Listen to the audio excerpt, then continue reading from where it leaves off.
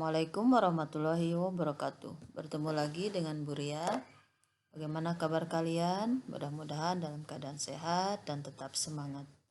Kali ini kita akan membahas soal perubahan wujud zat. Namun sebelum itu kita review dulu materinya. Perubahan wujud zat, ini gambar seperti segitiga ya. Ini di kelas 3 SD kalian sudah mengenal perubahan wujud zat.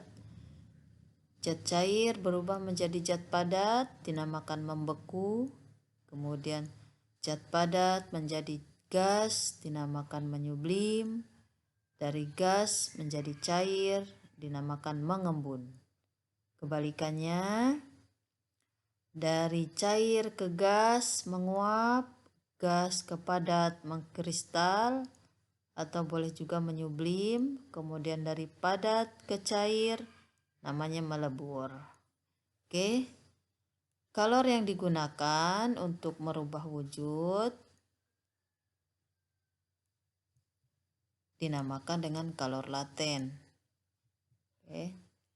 Ingat, kalor digunakan untuk menaikkan suhu atau menurunkan suhu yang besarnya Q sama dengan mc delta T.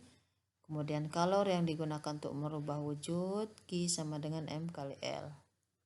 Dengan L adalah kalor laten, kalor yang tersembunyi. Oke, jadi ada 3 kalor digunakan untuk menaikkan atau menurunkan suhu, kalor untuk merubah wujud, dan 1 kalor untuk pemuaian. Pemuaian kalian sudah dibahas soal tersendiri ya. Kita lihat skema perubahan es menjadi uap. Es dengan suhu minus di bawah 0 derajat Celcius diberikan kalor sebesar Q sama dengan mc delta T, maka suhunya akan naik menjadi 0 derajat Celcius, tetapi masih berupa es. Jika terus dipanaskan, maka es yang suhunya 0 derajat Celcius akan berubah menjadi air yang suhunya 0 derajat Celcius. Nah, kalor yang digunakan Q sama dengan M kali L. Ya, jadi di sini kalor digunakan untuk merubah wujud, sedangkan ini kalor digunakan untuk menaikkan suhu, tetapi masih es semua ya. Nah, yang ini es jadi air. Kemudian air ini sudah berubah menjadi air semua. Air yang suhunya 0 derajat Celcius akan naik menjadi air yang suhunya 100 derajat Celcius. Dengan kalor besarnya Q sama dengan mc delta T. Oke, air berubah menjadi uap, besarnya kalor yang digunakan adalah M kali L. Uap air dengan suhu 100 derajat Celcius sampai menjadi uap jenuh, kalor yang digunakan adalah Q sama dengan mc delta T. Ya, jadi di sini ada 2 kalor yang digunakan untuk menaikkan suhu, ini, dan ini. Kemudian kalor yang digunakan untuk merubah wujud dari es menjadi air dan dari air menjadi uap. Ya. Ini penjelasannya. Kemudian kita akan coba dengan soal. Soal yang pertama, sebongkah es suhunya minus 10 derajat Celcius dipanaskan. Ini ada grafiknya seperti ini ya.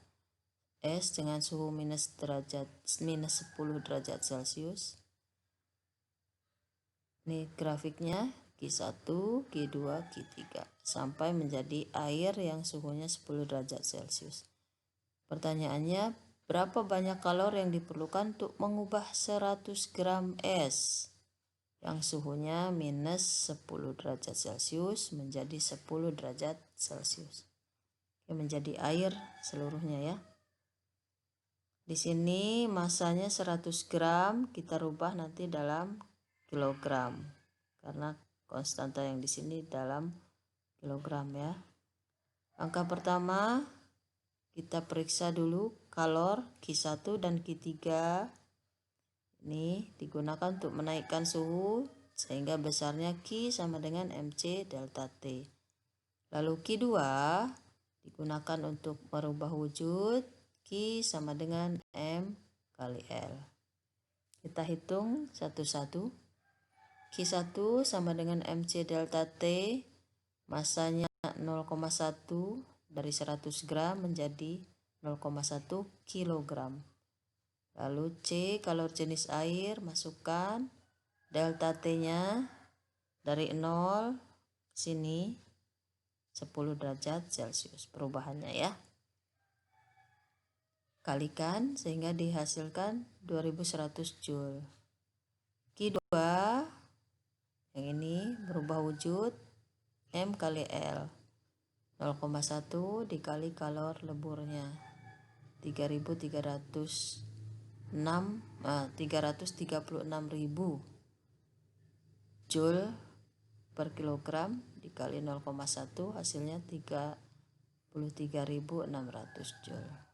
Lalu Q3 MC delta T 0,1 dikali kalor jenis air 4200 dikali delta T 10 dari sini ke sini. Hasilnya 4200. Nah, banyaknya kalor yang diperlukan tinggal kita jumlahkan saja. Q1 ditambah Q2 ditambah Q3.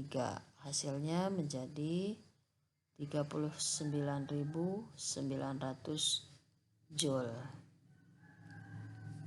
Oke, mudah-mudahan bisa dipahami ya.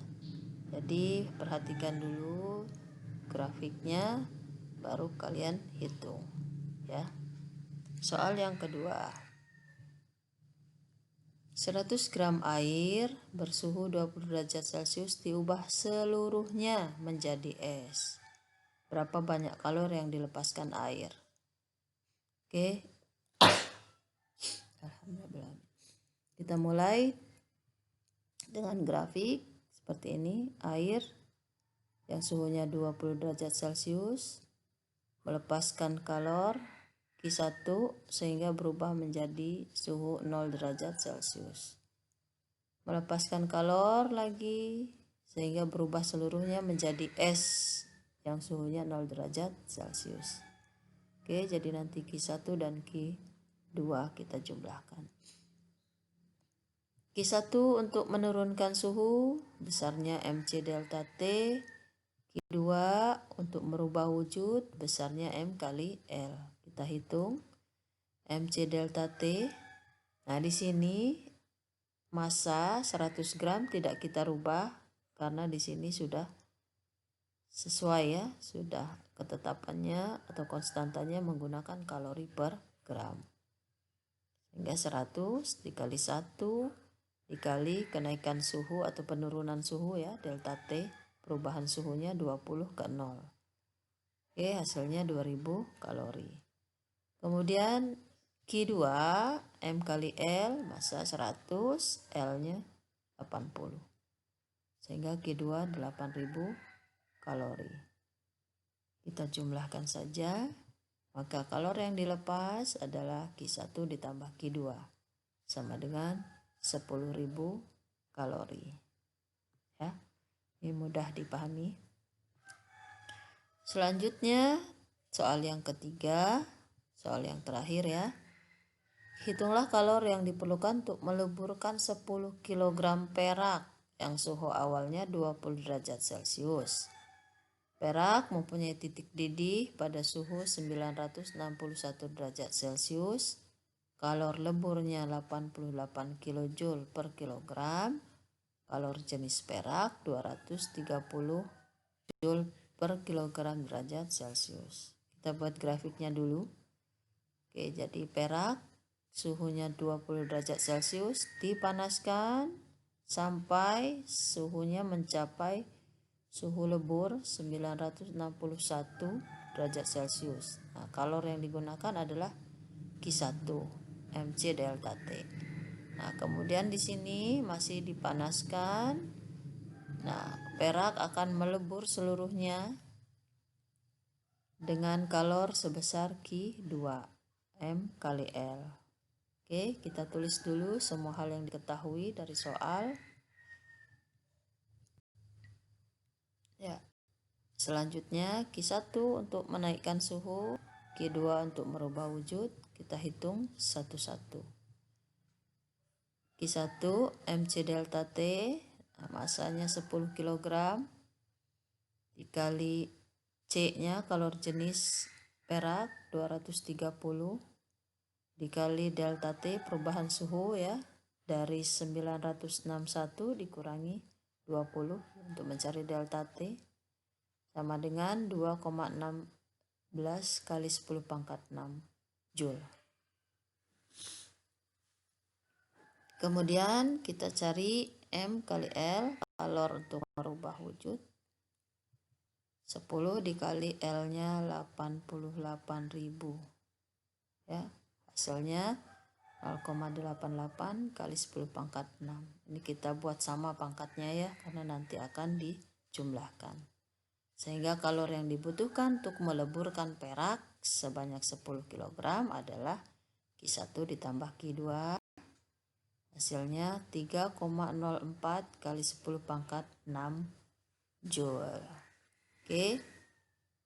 Untuk memahami soal, ingat kalian gunakan grafik seperti ini untuk mencari mana kalor yang digunakan untuk menaikkan atau menurunkan suhu dan mana kalor yang digunakan untuk merubah wujud. Setelah itu baru kalian hitung seperti biasa ya. Oke, sampai ketemu pada soal selanjutnya. Mudah-mudahan bermanfaat. Ibu akhiri dengan Assalamualaikum warahmatullahi wabarakatuh.